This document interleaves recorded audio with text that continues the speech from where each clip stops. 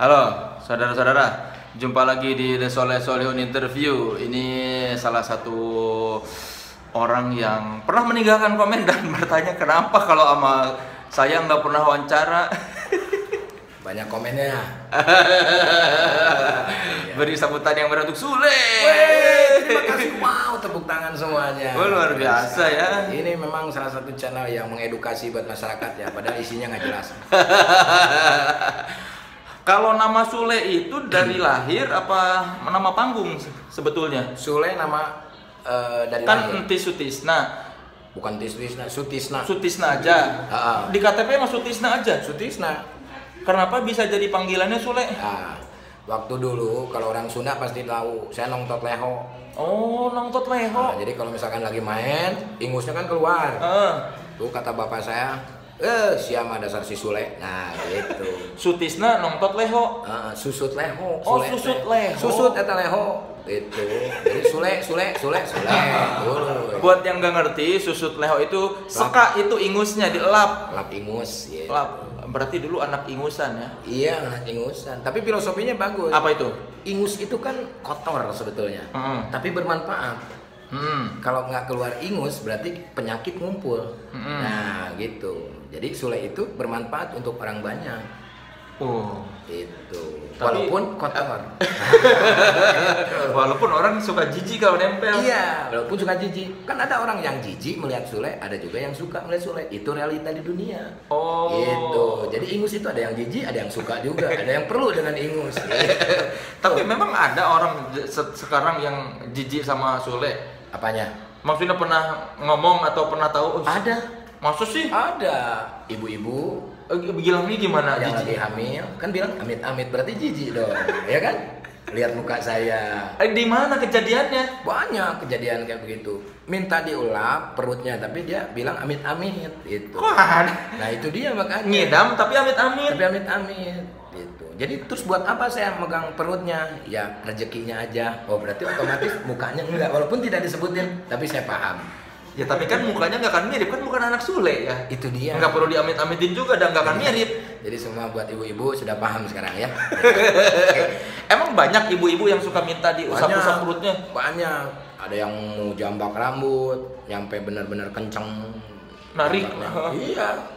Banyak lah. Itu dia makanya ya, saya juga bingung dengan semua orang itu. Kok mau? Gitu. Termasuk istri saya. Kenapa istri? Istri saya ngidamnya semua anak saya itu nggak mau ketemu dengan saya. Makanya bagus-bagus anaknya. Oh. Jadi 9 bulan istri nggak mau ketemu? Nggak mau ketemu. Jijik aja. Jijik. Karena leho tadi. Iya bisa karena itu. Ya. Makanya kita lihat kenapa Rizky ganteng. Nah itu karena selama ngidam Dijauhkan saya dari bapaknya. dijauhkan dari saya. Gitu. Jadi secara hasil pun jauh dari bapaknya ya. Betul, walaupun ada yang mirip kelaminnya saja. Nggak apa-apa. Yang mirip kelaminnya, rezekinya dan yang lain-lain. Gitu. Jadi semua anaknya Sule itu ketika lahir ibunya nggak mau deket-deket. Iya, nggak mau. Terus gimana dong 9 bulan gak deket-deket istri? Ya kadang-kadang pakai kantong kresek, tutupin gitu. Yang penting jangan lihat muka lah setelah please deh katanya. Setelah 9 lahir anak kita baru gua mau lihat muka lu gitu. Ya tapi alhamdulillah tuh. Waktu dulu saya ngambek tapi dengan hasilnya melihat sekarang oh ya berarti benar juga. Terjawab ya. Terjawab semuanya. Sakit hatinya akhirnya terobati setelah melihat oh Rizky Iya, ganteng udah jadi emang gitu. Itu. Ya, walaupun sekarang juga ini bener nggak anak Sule? Tapi tidak masalah. Itu. Kalau gitu berarti kalau misalnya ngelihat kayak anak-anaknya ganteng dan cantik, berarti merasa ini berarti peran dari istri apa peran dari Sule? Biasanya kalau orang dulu biasanya kalau anak lebih mirip ke istrinya berarti itu istrinya yang cinta ngebet sama suaminya. Nah berarti sudah terjawab sekarang siapa yang paling jatuh cinta di antara kita berdua berarti istri saya. Tapi katanya waktu itu pernah cerita pertama kali ketemu sama istri bilang kamu bakal kawin sama saya. Nah itu awalnya karena dalam dari hati saya udah wah ini calon istri saya. Awalnya istri saya nggak cinta sama saya. Nah, tapi setelah melihat kepribadiannya kan ada istilah the just couple book and book sick apa itu? Ada tuh istilah kayak gitu. Jangan melihat dari sisi luarnya. Don't judge a book. Nah itu Jadi kesetiaan itu tidak bisa dinilai dari muka seperti ini, gitu. Jadi itulah yang membuat istri saya jatuh cinta. Ceritain pertama kali melihat istri itu umur berapa? SMP Tahun 93, waktu itu lagi testing di SMKI, Sekolah Menengah Karawitan Indonesia, kalau sekarang SMK 10. Jadi dia mau testing, saya mau testing. Saya lagi sendiri, terus dia nanya karena nggak ada temen, nggak ada orang, cuman kita berdua nunggu giliran mau testing. Akhirnya dia nanya jurusan Karawitan di mana. Gitu. Saya lihat kan, kalau difilmkan kan enak banget tuh, wow, cantik banget dia kan nih cewek. Ya, siapa ya? Tapi dalam hati saya berpikir, jodoh gua nih. Gitu. Udah, habis itu setahun kita nggak udah nggak inget lagi urusan itu. Pas kelas 2, nah barulah mulai. Kelas 2 di SMK Karawitan itu. Sekarang SMK 10 Bandung. Betul. Barulah bersahabat di situ. Tapi di tengah-tengah saya mikir, nggak mungkin lah jauh tanah kalangitna, gitu kan. Nggak mungkin, kenapa? Karena apa? Ya karena kasta kita beda dari sisi muka. Jauh banget gitu. Tapi saya ingat omongan bapak saya, kamu walaupun kamu jelek, nggak usah putus asa. Gitu kan. Setiap orang jelek pasti Tuhan itu kan maha adil. Kalau kamu jelek pasti dikasih wanita yang cantik. Tapi kalau kamu ganteng belum tentu kamu dapat wanita yang cantik. Itu keluar dari mulut bapak? Mulut emak saya. Mulut emak. Padahal kan ada yang bilang kalau ibu itu nggak cakep-cakepnya anak pasti bilangnya anak dia cakep. Nah iya itu. Tapi ibunya Soleh bilang meskipun kamu jelek. Nah itu mencerminkan bahwa ibu saya jujur. Jujur berarti saya jelek gitu. Tapi dikasih keyakinan bahwa pasti nanti Gusti Allah Maha Adil. Gusti Allah Maha Adil. Walaupun kan kalau masalah cinta tergantung perjuangannya. Kita benar nggak kita mencintai dia? Setulus hati nggak? Kalau memang cuma main-main, kalau memang cuma buat nafsu ya buat apa? Akhirnya saya berjuang untuk mendapatkan dia. 3 tahun saya digantung, nggak Tapi saya bersahabat sama istri saya. Jadi dia kalau ada perlu, kalau ada apa ke saya. Curhat atau minta tolong. Dia punya pacar ngomong sama saya. Dia mau diapelin sama cowok, saya harus ada di sini. Sakit hati nggak? Loh, gua pas bilang karena punya pacar. Ya kalau sakit hati ada, tapi kan buat apa? Kan lagi berjuang. Oh, jadi sabar ya? Oh, iya. Sabar. Ditahan meskipun curhat soal pacar ditahan. Nah akhirnya kan ini satu senjata ketika dia bilang, aku gimana ya pacaran sama dia itu ganteng. Kalau menurut gue lah putusin buat apa, ganteng juga kalau nggak setia. Nah itu kan senjata buat gue. Akhirnya putus. Pas begitu gue mau masuk lagi, dia pacaran lagi sama yang lain. Kampret nih istri gue nih. Gila kan? 3 tahun. 3 tahun. Jadi sahabat yang masih mendamba. Pokoknya gue masih mengharapkan bisa lah gue bisa. Tapi dia tahu. Dia nggak tahu. Oh. Dia nggak tahu. Tapi dia ada selentingan tahu suka sama dia itu dari teman-teman. Sebetulnya Sule itu suka. Sule itu suka tapi nggak mau ngomong. Nggak mau ngomong. Terus apa kata dia? Nah dia mah cuek aja, orang dia nggak suka. Gitu. Gua mah tetap gua sahabat. Oh gitu. Jadi tapi ada kejadian yang membuat dia berbalik menjadi 180 derajat Celcius. Itu memang. Ya, dia langsung berbalik dengan satu kejadian. Apa itu? Ya saya menolong dia. Kenapa? Apa kejadian apa? Jadi ada seseorang yang membuat dia sakit hati dan dia takut dengan seorang itu dan saya menyelesaikannya secara pahlawan, secara superhero gitu. Berantem? Saya buktikan itu. Enggak berantem. Enggak berantem. Kalau saya tidak suka berantem. Jadi saya buktikan lah gitu. Ya akhirnya dia mulai tahu kalau saya suka. Kenapa ini orang memperjuangkan berarti ada dia suka gitu kan. Ya akhirnya ya mau nggak mau gue harus ngomong. Kelas 4 barulah ngomong, dan itu yang ngomong teman gue si Oni. Oh SMK 4 tahun ya? 4 tahun, waktu itu masih D1. Oh si Oni ngomong. No Sule katanya suka sama lu, ya udah suruh ngomong Sulenya gitu. Siapa nama istri? Lina. Panggilannya Lina. Dia Nong apa Nong? Apa ya? Nong. Inong. Inong. Panggilannya Inong. Panggilan Inong. Ya udah akhirnya nyatain ya. Alhamdulillah jadi sampai sekarang. Pacar keberapa? Pacar pertama? Ya. Karena di sekolah nggak ada yang suka. Kalau buat Teh Lina, pacar keberapa Soleh? Banyak. nggak terhitung lah. Jadi selama 3 tahun itu gonta-ganti pacar, curhat. Iya. Bahkan teman saya sendiri juga ada pacaran. Iya. Teman sendiri itu teman sendiri dapat terus. Iya. Kemarin ketemu ada sama dia bawa anak istrinya gitu. Santai aja kan, kita nggak perlu marah, itu kan masa lalu. Iya. Kenapa nggak tergoda buat ya udahlah sambil nunggu pacaran, kan Linanya juga pacaran sama orang lain. Ya. Kenapa nggak nyari pacar? Nah itu yang disebut dengan cinta sejati. Kalau satu ya sudah satu. Kalau cinta dalam hati udah satu, ya udah.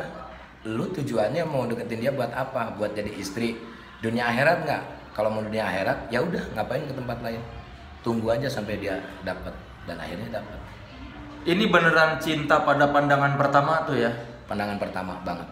Sempat saya pacaran, ada kelas tari yang suka sama saya, tapi saya kurang suka. Tapi kan buat apa kita bersandiwara? Kasihan dia menyakiti hatinya. Bukan pacaran, jadi kayak deket-deket. Ya deket, dia mau banget baik sama saya, tapi kan nggak mau saya memanfaatkan wanita itu dengan karena dia suka sama saya, akhirnya dimanfaatkan. Itu kan sisi nafsunya dan yang lain-lainnya kan buat apa? Kalau memang kejarannya itu, ya udah itu satu. Itu baru pacar dan istri dunia akhirat. Wah luar biasa. Apa rahasianya supaya Nggak ada rahasia. setia bertahun, maksudnya dari SMK sampai sekarang udah berapa belas tahun? SMK lebih lah, 20 tahun lebih. 20 tahun, 23, Iya. 24 tahun. Kan kalau ada yang nanya, kok betah misalnya kan pacar pertama terus ini lagi. Apa yang bikin awet hubungan kalian? Yang bikin awet, saya yakin selain istri saya, nggak ada lagi yang mau sama saya. Itu yang membuat saya tidak mencari wanita yang lain. Karena yakin nggak akan ada lagi yang mau gitu. Kalau kita sudah yakin sama Tuhan memberikan rezeki dan yang lain-lain, termasuk istri, ya sudah, terima aja itu. Nggak perlu kita ke yang lain-lain. Karena kan kita sudah berjanji dalam hati, ya Allah saya pengen menjadi istri saya dia. Kalau saya ke tempat yang lain berarti saya mengkhianati Tuhan. Lu katanya udah janji mau dia menjadi istri, kenapa lu pacaran sama yang lain? Nah itu berarti kita berbohong. Karena udah niat jadi harus membuktikan. Harus dibuktikan. Dan menikah umur berapa? Umur keluar sekolah. Langsung SMK? Anak muda, masih muda. Belum punya kerjaan? Belum pernah punya, masih paling ngamen. Kok maksudnya belum yang tetap gitu? Belum. Kenapa dia mau? Ya karena dia juga harus yakin dong kalau udah jadi sama saya, harus yakin lu mau ikut gua sampai kapanpun. Iya. Gua sengsara, gua kaya, gua biasa-biasa, yang lain-lain ya lu harus buktiin kalau lu bener cinta sama gua. Tidak hanya karena lu putus dengan orang lain terus sama gua, ketika gua sengsara lu hilang, berarti lu cintanya nggak sejati. Makanya jadilah lagu Bola Salju. Makin lama semakin membesar. Kemanapun engkau pergi akan aku kejar, gitu kan. Akhirnya ya kita selamanya. Iya, jadi Teh Lina ini dari zaman belum jadi apa-apa. Iya, yang mendukung saya menjadi karir saya seperti ini. Jadi itulah yang membuat walaupun wanita mana yang menggoda saya, ya dia dari nol memperjuangkan saya sampai seperti ini. Dia orang paling pertama yang mendukung saya. Orang pertama yang percaya bahwa suatu saat bisa berhasil. Iya, iya. Jadi dia yakin, ya udah kita arungi bersama hidup kita. Susah, senang, kita ngalami susah, ngalami apa. Susahnya kayak gimana? Saya susah apa waktu menikah belum punya pekerjaan Nah, tetap? sekarang pekerjaan cuma manggung. Istri saya juga manggung. Manggung juga kadang-kadang sebulan sekali. Istri manggung ngapain? 2 kali. Nyinden. Nyinden. Ya. Kita nggak bisa bayar kontrakan, beli susu juga nggak bisa, minjem tulus, tutup lubang gali lubang. Tapi ya kuncinya itu kesabaran. Kalau memang istri saya tidak membuktikan cinta yang sejati, ya mungkin dia juga udah pergi. Iya, karena ini kok nggak belum berhasil juga. Iya, ganteng juga kagak, ya. Sekarang kaya juga kagak, buat apa? Tapi ya alhamdulillah dia masih. Berapa tahun tuh pernikahan sampai akhirnya mulai 97 aja. 97. Mulai kerasa sukses itu di Trans apa di TPI? Trans. Itu tahun berapa Trans? 2008. Lama juga. Berarti Lama. 97 ke 2008 berapa tuh? 11 tahun. 11 tahun. 11 tahun hidup dalam ekonomi pas-pasan. Pas-pasan. Waktu di API juga kita masih pas-pasan, belum punya rumah, belum punya mobil, belum punya apa-apa. Setelah API juga saya masih dagang pulsa. Dagang pulsa? Iya, untuk menutupi. Padahal udah muncul jadi juara API. Sudah jadi orang udah tahu. Gue udah ngetop lah gitu ibaratnya kalau di iya. kampung gitu. Tapi ya itulah, kita harus tetap berjuang, nggak perlu kita mempertahankan nama. Karena audisi yang sebenarnya adalah ketika gue udah juara. Nah itulah di situ, bisa nggak gue menahan rasa gengsi, gue menahan rasa sombong dan yang lain-lain. Gue 1 tahun nggak bisa bayar cicilan ini, cicilan itu. Dagang handphone merek Imo duluan. Oh iya bener serius. Dagang handphone di mana? Di rumah. Di rumah buka konter. Buka konter di Cicalengka waktu itu. Itu 2007 menuju 2006 menuju 2007. Orang tahu tapi oh ini Sule SOS gitu. Lo tahu. Tahu semuanya gua tahu. Sampai nyari-nyari gua acara di TV-TV lokal. Orang lain udah punya program-program sendiri, gua kagak. Gua masuk minta gitu. Ya itulah untuk mempertahankan itu. Dan istri tetap yakin bahwa oh ya nggak apa-apa, kita yakin. Istri saya nggak pulang sebulan, dia percaya gua nyari kerjaan di sini Jakarta juga gua luntang-lantung, akhirnya ketemu sama Rudi Sipit, Diki Chandra dan yang lain-lain. Nah disitulah proses pembelajaran gua dari sisi pendidikan, komedi, dari sisi etika dan yang lain-lain. Nah, di situ mulailah. API itu tahun berapa ya juara API? 2005 di Trans 2008. 2008. 3 tahun berarti setelah juara itu belum ada yang pasti ya dari karir sebetulnya. Sempet setelah kontrak 3 tahun di TPI, kita kontrak cuma 1 tahun karena ada problem masalah. Nah disitulah kita nganggur. Akhirnya saya siaran lagi di Cosmo, di Antasalam, terus di radio-radio lokal di Bandung, ya, bolak-balik. Sampai sekarang juga gaji saya nggak saya ambil di radio itu. Karena waktu itu setelah 1 tahun ada audisi nyanyi di mana? Di Indosiar. Superstar saya bareng supir saya sengaja. Nah, mulai dari situ banyaklah undangan. Yang paling banyak undangan adalah dari Trans. Nah, pada waktu itu Patama tuh suka dengan penampilan Sule. Oh ini bisa nyanyi nih pelawak nih gitu kan. Oh masukin. Akhirnya saya kenal dengan Patama. Alhamdulillah dan sekarang ketemunya sekarang di 2014 ya. Itu sampai sekarang. Pelajaran berharga dari kompetisi API apa itu buat seorang Sule? Ya banyak banget. Karena di situ kan ada mentoring. Kita tahu terutama kalau untuk orang daerah bahasa. Bagaimana maksudnya? Bahasa Sunda kan ada yang tidak bisa di-Indonesiakan. Iya. Nah dari situ kan harus dibiasakan. Jadi kalau di sana kan ada pelajaran dari acting, terus pelajaran komedi dan yang lain-lain. Banyak yang bisa diambil. Makanya kalau mau sukses secara nasional harus bisa beradaptasi dari sisi bahasa ya. Itu adaptasi sisi bahasa, kita juga harus mampu pendekatan dengan siapapun. Karena kan kalau sudah menjadi seorang entertain kita nggak boleh gue nggak kenal sama ini, gue nggak kenal, ya kita harus kenal sama siapapun. Sama Soleh Solihun misalkan, gue kan kenalnya nggak langsung begini kan. Gue tahu lu stand up, lu juga tahu nonton gue. Kalau ketemu kan ya itu gitu.